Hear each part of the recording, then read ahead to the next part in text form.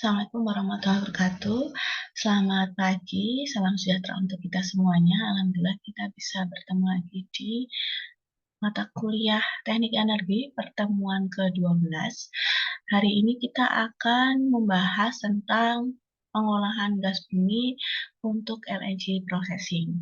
Jadi sebelum kita masuk ke materi ini, saya akan mengingatkan kembali, kemarin kita sudah mempelajari awal di pertemuan gas bumi adalah mengenai istilah-istilah yang ada di pengolahan gas bumi, kemudian tahapannya itu sebelum gas bumi dilakukan proses pengolahan, dia akan dikontrol dulu di poin kontrolnya lewat unit DPC, terus kemudian dia dilakukan proses pengurangan gas CO2 dan H2S di agro system atau purification unit atau acid gas removal unit. Kemudian masuk ke tahapan berikutnya adalah proses dehydration system atau pengurangan H2O. Kemudian setelah itu baru siap dilakukan proses LNG processing unit atau ada tahapannya, yaitu di sini ada proses liquefaction dan proses refrigerasi. Nah, namun sebelum ke proses di sana, kita akan masuk ke proses fraksinasi dari gas bumi. Ini adalah beberapa istilah yang bisa kita temui dan ini sumbernya adalah dari US Departemen Energi. Jadi, liquid natural gas yang sudah dicairkan itu merupakan cairan kriogenik. Jadi, dia itu lebih ringan daripada air dan untuk titik didihnya itu dia bahkan bisa lebih rendah daripada oksigen. Kemudian yang selanjutnya, natural gas sendiri dia mempunyai densitas yang lebih rendah daripada udara. Jadi udara yang kita temui ini, gas-gas ini dia lebih rendah natural gas daripada udara yang kita ada di sini. Nah, ini adalah beberapa common sense, jadi beberapa pengetahuan yang perlu diperhatikan bahwa LNG itu tidak bisa burning atau bisa meledak gitu, kecuali memang dia ada pemicunya seperti itu. Nah, natural gas ini dia bisa mudah terbakar, dia antara range 5-15% konsentrasinya di dalam udara. Kemudian selanjutnya adalah bahwa kita harus memperhatikan bahwa LNG cryogenic liquid, kita harus cek bahwa equipment-nya itu harus hazard-hazardnya perlu diperhatikan. Nah, ini adalah mitos ya, mitos atau legend. Apakah LNG ini saat rilis itu menyebabkan boiling liquid expanding vapor explosion gitu ya. Jadi apakah dia bisa menyebabkan explosion? Tidak ya, karena sampai saat ini tidak ada dokumentasi bahwa LNG bliff gitu ya. Bahkan saat di laboratorium atau waktu open ocean combustion test itu waktu ada tes di laut gitu. Ini juga apakah LNG tanker itu is a floating bomb gitu? Apakah bisa meledak gitu ya? Bahwa tidak ada no cargo explosion reported, tidak ada kasus yang dilaporkan bahwa kargo itu meledak gitu ya, tangki-tangki meledak. Nah, ini adalah salah satu diagram alir proses pencairan gas alam di PT Badak NGL Bontang. Jadi, Mas dan Mbak sekalian bisa diperhatikan bahwa tadi kita udah bahas ya di awal itu, feed gas itu dia biasanya masih dalam bentuk slurry gitu ya. Slurry dia harus pisahkan impurities, hidrokarbon berat, dan mungkin di situ ada air dan sebagainya. Terus ada dew point control, terus baru masuk ke plan 1 CO2 absorption unit gitu. Karena ini istilahnya dari Bontang, mungkin dia mendapatkan feed gas yang sudah benar-benar murni gitu, tapi setelah proses yang itu tadi. Kemudian sekarang posisi kita itu ada di sini. Kita ada di scrub column dan fractionation unit. Nah, di sini nanti kita juga sebelumnya ada proses refrigerasi, terus kemudian terakhir kita proses liquefaction dan LNG storage change. Kita bahas satu persatu dulu di proses fraksinasi. Proses fraksinasi itu ada unit apa saja. Nah, di sini ini ini disclaimer ya, karena tidak semuanya seperti ini, tapi rata-rata fractionation unit itu terdiri dari scrubber column atau di situ adalah NGL dehydration, terus dia ada deethanizer yang dia itu memisahkan antara metan-etan dan propan-butan. Jadi metan-etan dia produk atas, propan-butan dia produk bawah. Terus demethanizer, depropanizer, debutanizer, dan splitter. Yang pertama adalah scrubber column atau NGL dehydrator, dia fungsinya hampir sama seperti dehydration system.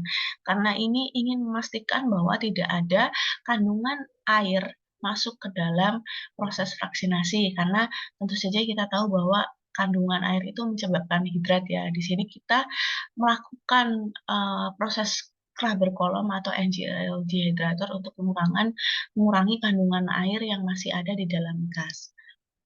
Nah, di sini alirannya adalah top to bottom. Jadi aliran gas yang masuk itu dari atas dan keluar kandungan airnya itu di bawah, dan yang gas yang bisa keluar akan masuk ke proses deethanizer. Nah, ini adalah deethanizer. Deethanizer itu kaya akan C2 dan produk bawah akan dikirim ke depropanizer. Nah, ini adalah diagram atau proses gambaran dari deethanizer. Dia prosesnya seperti tray destilasi kolom, dilengkapi dengan reboiler dan kondensor, feed gas masuk pada stage ke N gitu, kemudian keluarnya adalah produk C1 dan C2, dan bottomnya adalah masuk ke tadi di sini adalah depropanizer.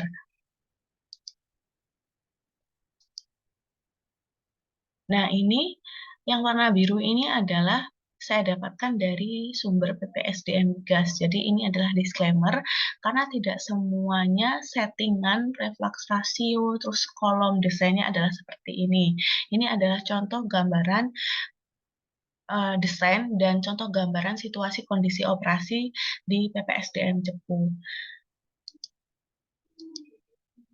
Nah, ini adalah gambaran besarnya ya tadi ya. Jadi proses fraksinasi itu seperti apa? Proses fraksinasi itu di sini ada deethanizer, metan-etan itu produk atas, propan-butan produk bawah, dan untuk memisahkan kandungan metan dan etan itu dipisahkan juga namanya demethanizer, dan selanjutnya adalah depropanizer. Nah, di sini demethanizer ini untuk memisahkan etan dari metan, gitu ya. Produk metannya itu sebagai overhead, jadi produk metan itu di atas, produk etan itu di bawah. Jadi komposisi umpan, terus kemudian adalah kondisi operasi, dan overhead produk dan bottom product ini adalah contoh dari PPSDM Cepu, gitu ya. Nah, ini adalah demethanizer kolom. Jadi ini adalah kolom demethanizer yang bentuknya tray kolom, jenisnya valve, truss valve, terus dilengkapi dengan kondensor parsial, dan media reboilernya adalah glikol. Nah, ini adalah beberapa kondisi operasi contoh dari PPSDM gas gitu. Dan feed tray ini masuk ke nomor 32, 328, 24 gitu. Tidak semua kolom destilasi masuknya ke tray nomor ini. Ini ada disediakan waktu desain. Jadi kondisi operasi dan semuanya itu dari desain dan sudah dilakukan simulasi terlebih dahulu dari operasinya. Kemudian debutanizer. Nah, ini adalah variabel yang perlu diperhatikan ya.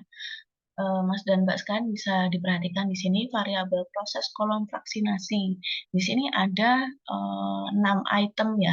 contoh variabel proses: tekanan, temperatur, laju alir feed, laju alir top produk, laju alir batang produk, dan reflux. Ini biasanya salah satu contoh kasus itu misalnya kolom fraksinasi kita ingin memurnikan metan sebesar 90% gitu ya. Nah, untuk memurnikan metan 90% itu variabelnya itu ini yang memengaruhi gitu, dan ini kita bisa lakukan, ini ada settingannya kondisi desain dan operasi proses. Jadi operasi proses sesuai desain dan setelah dilakukan simulasi itu dia biasanya ada range-nya gitu. Namun jika, kondisi operasi itu berjalan dan ada permasalahan seperti itu, jadi dilakukan optimasi biasanya. Nah, optimasinya itu disarankan itu biasanya adalah tekanan dan temperatur, kemudian laju alir feed, terus reflux, baru laju alir top product dan laju alir bottom. Biasanya ada permasalahan misalnya kemurniannya tidak mencapai 90%, lalu kemudian variabel proses yang harus di-adjust atau dioptimasi adalah ini. Nah, reflux rasio seperti yang kita ketahui bahwa ini harus ditekankan, reflux rasio itu sangat penting di fraksinasi.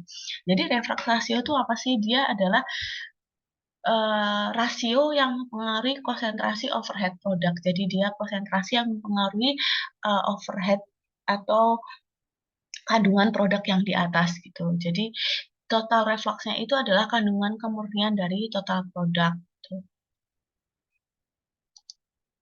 Nah, splitter ini biasanya ada di badak LNG Bontang gitu, dan tidak semuanya punya splitter gitu. Nah, splitter ini itu dia hanya terdapat di tren A, B, C, D, atau maksudnya ini yang tadi di atas ya. Jadi dia proses vaksinasi gitu. Jadi jika misalnya produknya itu udah punya kemurnian tinggi, misalnya ini diproses debutanizer ya, debutanizer misalnya kandungan butanya dia udah tinggi nih, kandungan C3-nya dia udah tinggi nih, jadi kita tidak perlu lagi menggunakan splitter gitu. Jadi ini splitter itu digunakan untuk jika kandungan di produk itu belum cukup kemurniannya, seperti itu.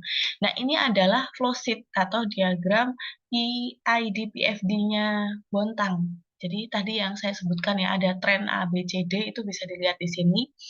Nah, ini Bontang dia menggunakan splitter. Nah, ini contoh dari vaksinasi unit seperti ini. Nah, tadi kita udah bahas vaksinasi, kita sekarang bahas ke liquefaction gitu. Nah, sebelum-sebelumnya kita sudah mempelajari bahwa liquefaction natural gas ini itu merupakan proses pencairan gas alam. Nah, kenapa kita harus mencairkan? Tadi seperti kita tahu density-nya dia itu lebih rendah daripada gas, berarti kerapatan jenisnya itu sangat rendah daripada udara. Nah, bagaimana cara kita memindahkan natural gas alam ini ke satu tempat ke tempat lain, apalagi jaraknya jauh, misalnya dari LNG Tangguh dia akan ekspor ke Jepang gitu ya. Nah, ini bagaimana? Kita harus merubah apa gitu. Kita harus mencairkan gas alam tersebut agar mudah digunakan untuk transportasi gitu. Nah, seperti kita tahu, produk gas bumi itu tergantung daripada jenis pengangkutan. Jadi kalau misalnya saya mengingatkan kembali produk LNG itu jika kita menggunakan butuh volume yang besar dan jaraknya jauh, kita akan memproduksinya dengan LNG. Nah, LNG-nya akan LNG tank gitu ya. Nah, serangkaian proses pengolahan gas ini di Bontang itu dikenal dengan nama train, gitu ya. Nah, tadi kita udah jelasin di awal plan 1, plan 2, plan 3, plan 4. Plan 4 itu dengan masing-masing fungsinya. Itu plan 1 itu purification unit, plan 2 itu dehydration system, plan 3 fractionation unit, plan 4 refrigerasi system, dan plan 5 adalah liquefaction process. Nah, ini untuk proses liquefaction itu ada dua yang penting di plan 4 dan plan 5. Plan 4 itu dia refrigerasinya, proses pencairannya, dia menggunakan dua jenis refrigeran. Yang pertama adalah propan dan MCR. MCR ini dia multi komponen refrigeran ya. Nah, nanti kita akan bahas multi-komponen refrigeran itu apa aja. Sedangkan panel 5 itu dia menggunakan pendingin utama atau heat exchanger untuk proses refrigerasi pendinginannya. Nah, di sini MCR. Nah, di sini ya, campuran bahan untuk MCR itu ada apa aja? Dia terdiri dari nitrogen, metana, etana, dan propana. Tuh, jadi untuk sistem refrigerasinya itu dia ada dua jenis ya. Yang pertama dia menggunakan pendingin propana, dan yang kedua dia menggunakan MCR.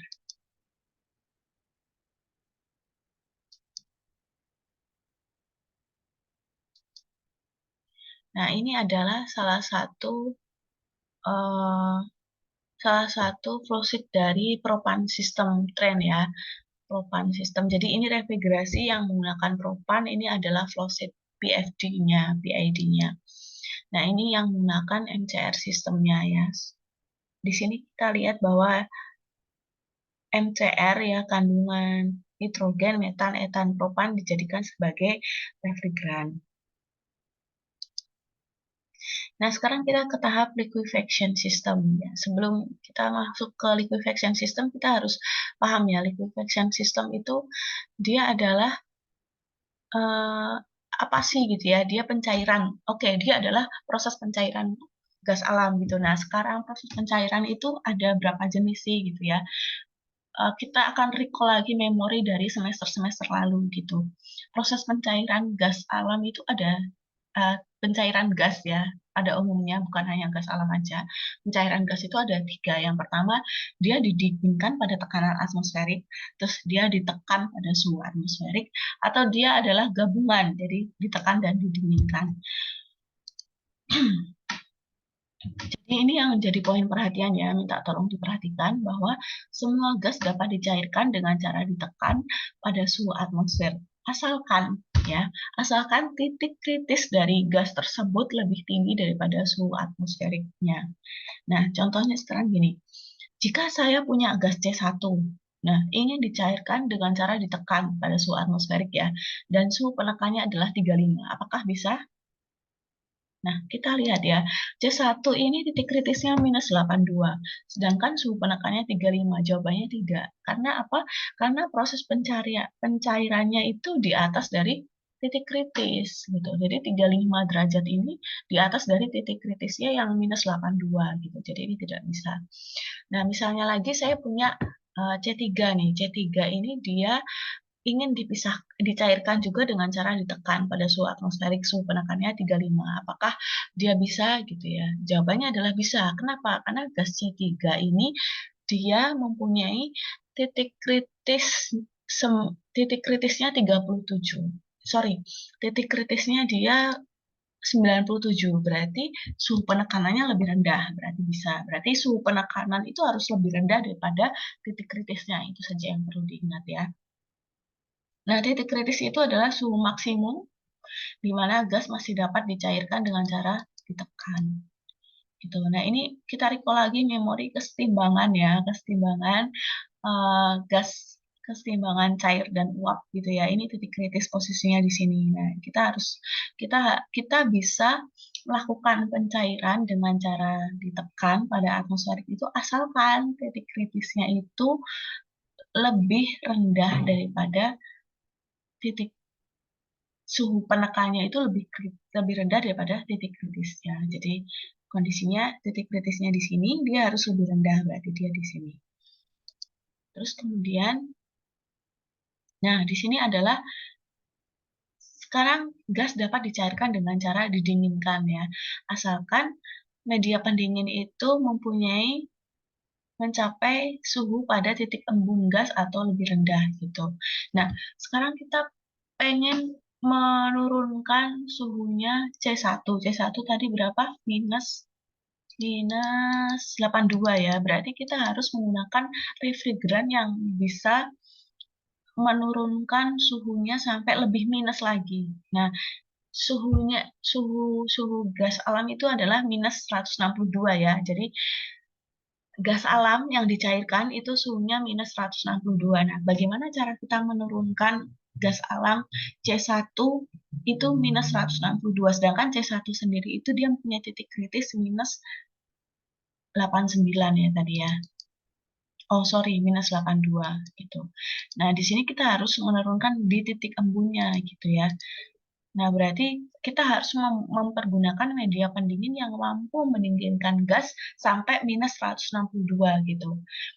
Nah, ini jadinya gas itu bisa dicairkan asalkan tersedia pendingin yang mencapai suhu pada titik embun gas. Nah, titik embun gasnya itu minus 161 ya tadi. Berarti kita harus mencapai 161 atau 162. Caranya harus menggunakan media refrigerator yang mampu untuk mendinginkan gas sampai minus 162. Begitu juga dengan C2 ya.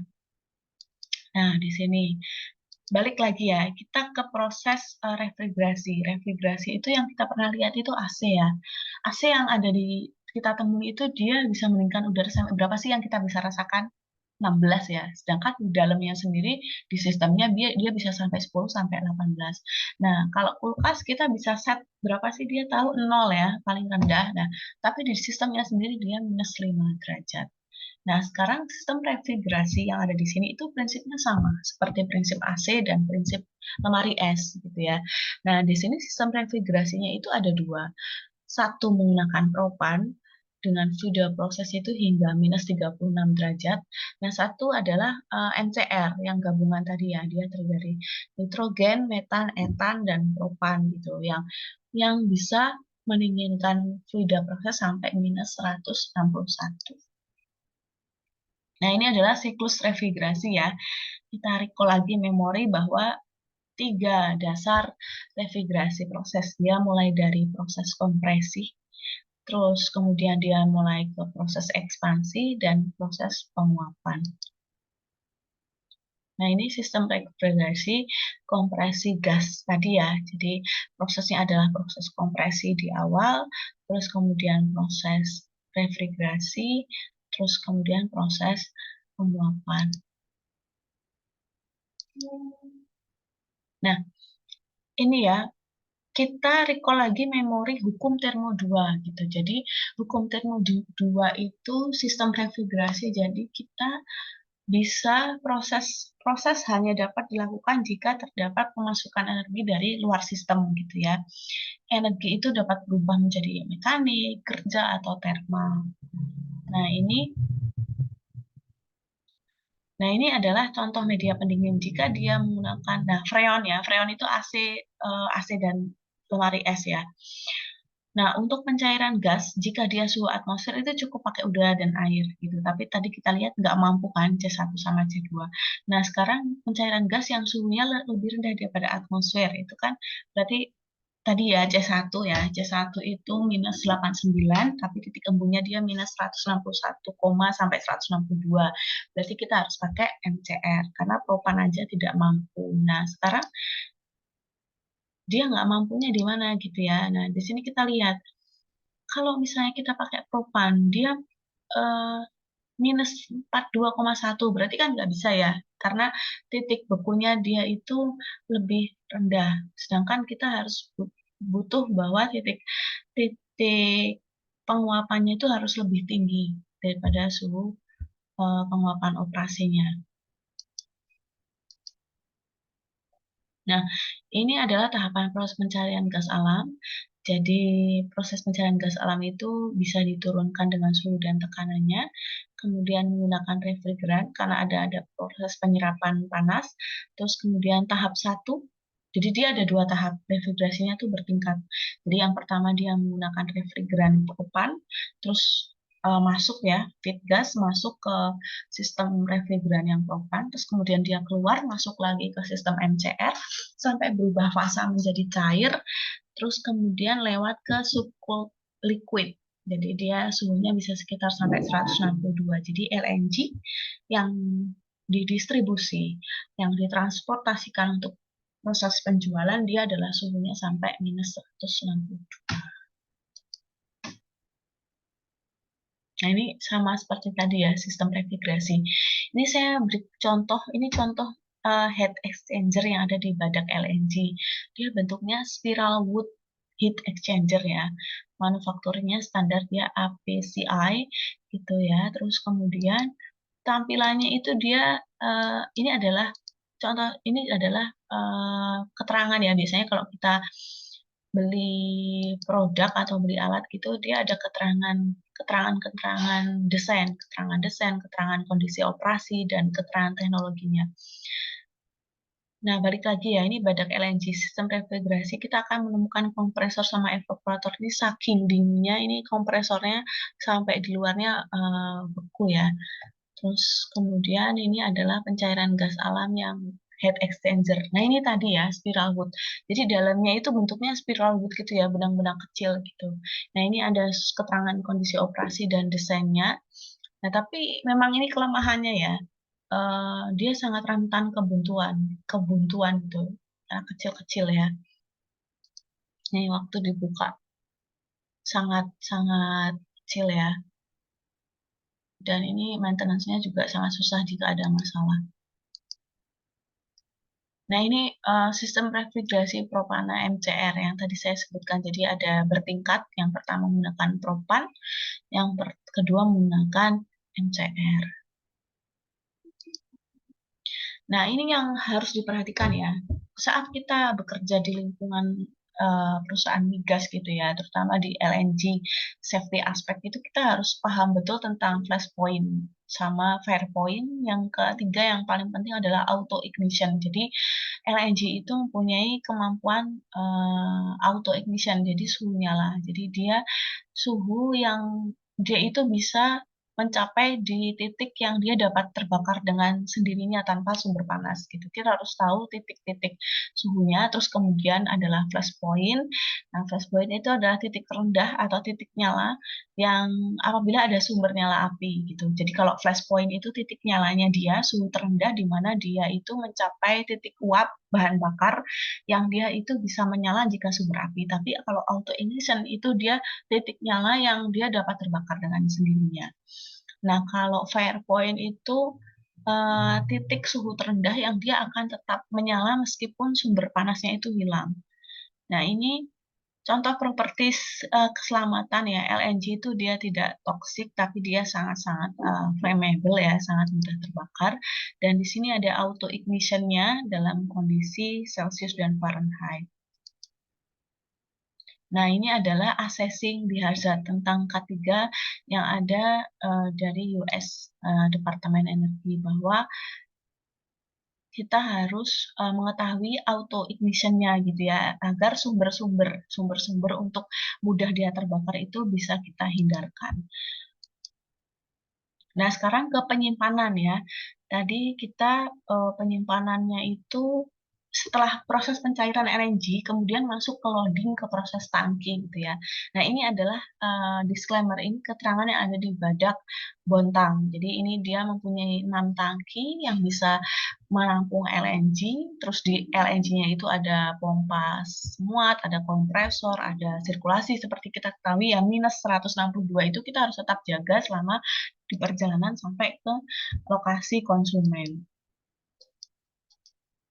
Nah, ini adalah bagian dalam tangki ya, contohnya ini. Jadi dia uh, berlapis-lapis ya.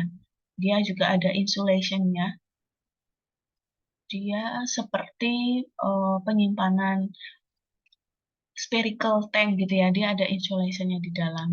Nah, ini adalah contoh uh, miniatur ya LNG tanker. Nah, terus ini adalah LNG tanker yang yang udah berjalan di laut gitu ya. Ini dia bentuknya memang seperti spherical tank dilengkapi kompresor sama pompa-pompa untuk menjaga suhunya ya. Nah, yang perlu kita ketahui bahwa ini ada perhitungannya. Jadi misalnya dari Bontang kita akan ekspor ke Jepang gitu. Jadi perhitungan dari Bontang ke Jepang misalnya harus dikirim dalam waktu 15 hari misalnya. Nah, keekonomiannya udah di set 15 hari itu harus dipenuhi gitu. Misalnya kita lebih dari 15 hari. Nah, efeknya apa? Nah, efeknya adalah ke kita gitu. Kita akan rugi karena proses LNG untuk berjalan itu akan membutuhkan cost ya. Jadi semakin kita bisa menepati perhitungan, semakin bagus juga untuk cost-nya. Makanya perhitungannya itu harus benar-benar uh, yang oke gitu ya, yang detail, yang detail. Oke, sekian terima kasih dari saya. Mohon maaf jika ada salah-salah kata. Kesimpulannya adalah di sini kita harus paham tentang proses refrigerasi, jadi dasar sistem proses refrigerasi dan proses vaksinasi pemisahan yang ada di LNG, dan kita harus paham ini supaya kita bisa paham gitu ya, LNG processing itu dia sangat cryogenik gitu, dan apa saja yang perlu kita perhatikan, kita harus cek dari titik kritis sama titik beku, titik didihnya ya. Nah, sekian dari saya. Terima kasih. Mohon maaf jika ada kesalahan. Saya akhiri pertemuan hari ini. Selamat pagi. Wassalamualaikum warahmatullahi wabarakatuh.